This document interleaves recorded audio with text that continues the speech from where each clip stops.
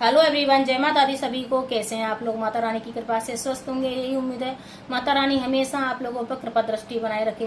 तो आइए जानते हैं घर के मंदिर में हमें पीतल का दीपक किस प्रकार से धुलना, दीपकों को कैसे धुला जाता है, कितनी बार धुलना है, नहीं धुलना है, क्या क्या करना होता है, घंटी कौन सी घंटी मंदिर में रखनी होती है, किस दिशा में रखनी होती है, और कितनी बार बजाई जाती है, पूजा में कितनी बार घंटी बजाई जाती है, हम भोग लगाते हैं वो कितनी बार बजाई जाती है, अगर हम मंदिर जा रहे हैं वहाँ पे कितनी बार घंटी बजाई जाती है, आते टाइम और जाते टाइम क्या क्या करना होता है, हमें मंदिर को किस प्रकार से रखना है, मंदिर किस दिशा में रखना है, हमें किस दिशा में नहीं रखना है, मंदिर को हमें किस प्रकार से, घर के मंदिर में कितनी मूर्तियां होनी चाहिए, इस चीज पे ही मेरी आज वीडियो है जो हमारे घर को सकारात्मकता बना के रखती है। आइए जानते हैं। जो पीतल के दीपक होते हैं और मिट्टी का दीपक होता है, अगर हम मिट्टी का दीपक डेली जला रहे हैं तो एक बार एक ही दीपक जलाया जाता है, हमेशा बार बार उस दीपक में बत्तियां नहीं लगाई जाती है, वो खंडित हो जाता है। अब आता है पीतल का दीपक हमें साफ करना चाहिए, नहीं करना चाहिए। हाँ भाई, पीतल के दीपक को हम डेली सुबह शाम साफ करना चाहिए, तभी हम दीपक को जलाया जाता है। घंटी को भी हमें धुलना चाहिए, एक टाइम तो धुलना ही चाहिए। जैसे हम सुबह सारे बर्तनों को धुलते हैं, उस टाइम धुल के पूजा पाठ करते हैं। और घंटी हमेशा गरुड़ महाराज की होनी चाहिए, जो गरुड़ जी होते हैं उनके ऊपर, उसी घंटी को लेके आए खरीद के मार्केट से। और घंटी कभी भी दक्षिण दिशा की तरफ ना रखें।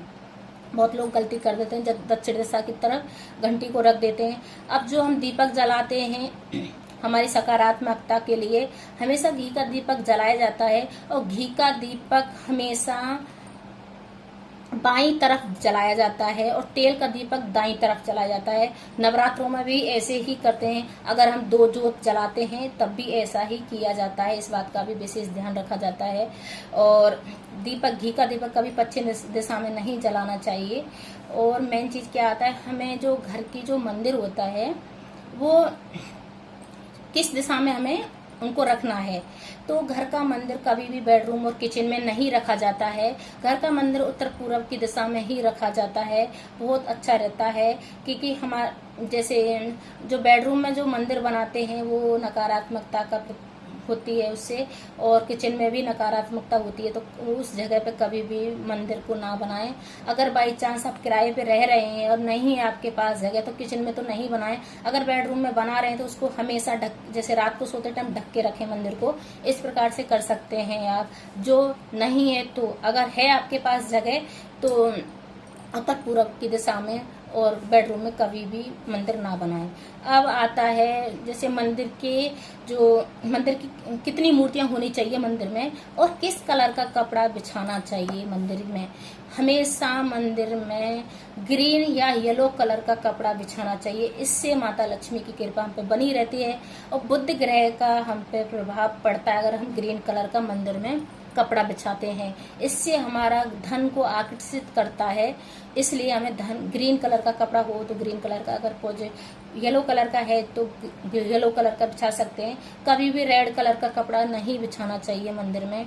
अब आता है मंदिर में कितनी मूर्तियां होनी चाहिए। मंदिर में कम से कम मूर्तियां होनी चाहिए, पर एक ही भगवान की दो दो तीन तीन मूर्तियां कभी भी नहीं रखते हैं मंदिर में। अगर अलग अलग भगवान की 5-6 मूर्तियां तो वो भी चल सकती हैं, पर ज्यादा मूर्तियों को कभी भी मंदिर में नहीं रखना चाहिए।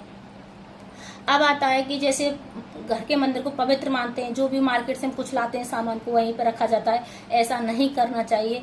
जितना कम सामान रखोगे बहुत अच्छा रहता है, उसकी क्या साफ सफाई बनी रहती है और जो सकारात्मकता आती है उस मंदिर से वो बनी रहती है। हम पूजा पाठ करते हैं, जो हमारा ध्यान और मन केंद्र होता है वो केंद्रित बना रहता है। अगर हमारा मन ध्यान भटकता है तो हमारी पूजा पाठ नहीं लगती है, इस चीज का भी ध्यान रखते हैं। बहुत लोग बोलते हैं कि हम दीदी पूजा बहुत करते हैं पर हमको निष्फल हो रहे हैं, हमारे लिए कुछ भी नहीं हो रहा है। तो भाई, हम छोटी छोटी गलतियां भी तो बहुत करते हैं, इसलिए इसी वजह से होता है। इन चीजों का विशेष ध्यान रखना होता है कि हमारी गलतियां किस जगह पे हो रही हैं, किस जगह पे नहीं हो रही हैं। बहुत लोगों को मैंने देखा है दीपक जो जलाते हैं कभी भी नहीं धुलते हैं, कितने कितने हफ्ते हो जाते हैं, कितने कितने दिन हो जाते हैं लोगों को। तो ऐसा कभी भी नहीं करें। आप पूजा तो कर रहे हैं पर उसका कोई फल नहीं मिलने वाला है। अब आता है घंटी कितनी बार बजानी चाहिए। अगर हम घर के मंदिर में पूजा कर रहे हैं तब हमें 3 बार घंटी को बजाना चाहिए, और अगर हम ठाकुर जी का भोग लगा रहे हैं तो हमें 5 बार घंटी बजानी चाहिए। अगर हम मंदिर जा रहे हैं, मंदिर में हम प्रवेश कर रहे हैं, प्रवेश करते टाइम हमें 2 बार घंटी को बजाना चाहिए, और जाते टाइम बजाना है, आते टाइम नहीं बजाना है। इस बात का भी विशेष ध्यान रखना है।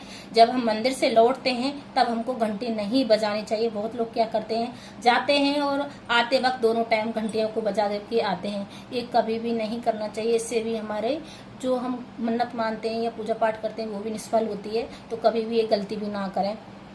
अब आता है कि जैसे घर के मंदिर में जैसे हम पूजा पाठ करते हैं तो ब्लैक कलर के कपड़े कभी भी ना पहने। जो काले कलर के कपड़े होते हैं कभी भी नहीं पहनने चाहिए।